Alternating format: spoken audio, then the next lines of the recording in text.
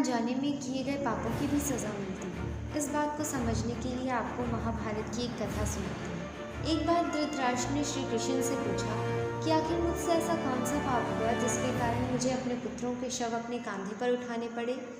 तब श्री कृष्ण ने धृतराष्ट्र के एक जन्म की कथा उसे सुनाई।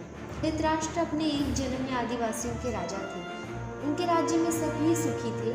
उनकी प्रजा उनसे बहुत प्यार करती थी। उस राज्य में मलंग और कोनी नाम के पति पत्नी रहते थे। उनकी कोई संतान नहीं थी।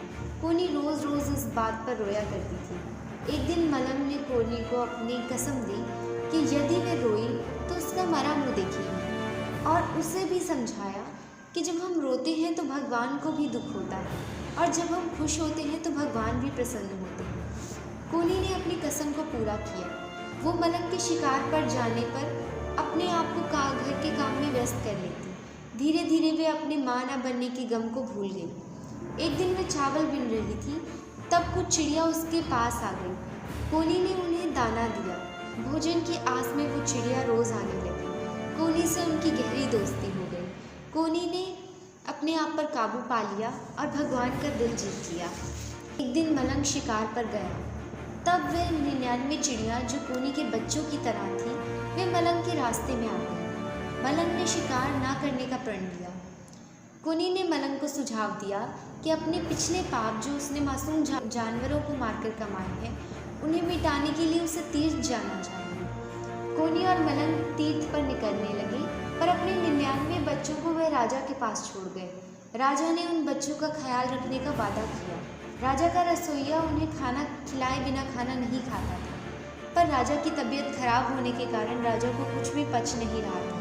राजा के रसोइये ने कोनी और मलंग की एक चिड़िया मारकर राजा को खिला दी, और राजा को वो पच गई। राजा का रसोइया रोज़ ही कोनी और मलंग के एक बच्चे को पकाकर खिलाने लगा। कोनी और मलंग सोमनाथ मंदिर से वापस आए, तब राजा उनके आखिरी बच्चों को खा रहा था। राजा को नहीं पता था कि रसोइया उन्हें क्या खिला रहा है। राजा ने अपने सेवक को आदेश दिया कि कोनी और मलंग के बच्चों को लाओ, पर जो भी सेवक उन्हें लेने जाता वे वापस नहीं आते। तब राजा ने अपने मंत्री को भेजा, तो मंत्री रसोइया को पकड़ कर लाया।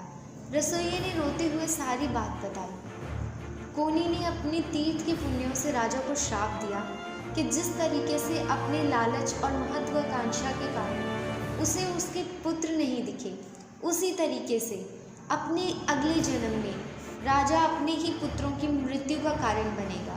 अपने आने वाले जन्मों में राजा इतने पुण्य करते गए कि कोनी का श्राप सफल नहीं हुआ। इसलिए एक जन्म में कोनी ने कुंती बनकर जन्म लिया और अपने पुत्रों के द्वारा अपने श्राप को पूरा किया। राजा को नहीं पता था कि वे कोनी और मलंग के बच्चों को खा रहे हैं। उससे ये पाप अनजाने में हुआ, पर अनजाने में किए गए पाप की भी इतनी बड़ी सज़ा राजा को भुगतनी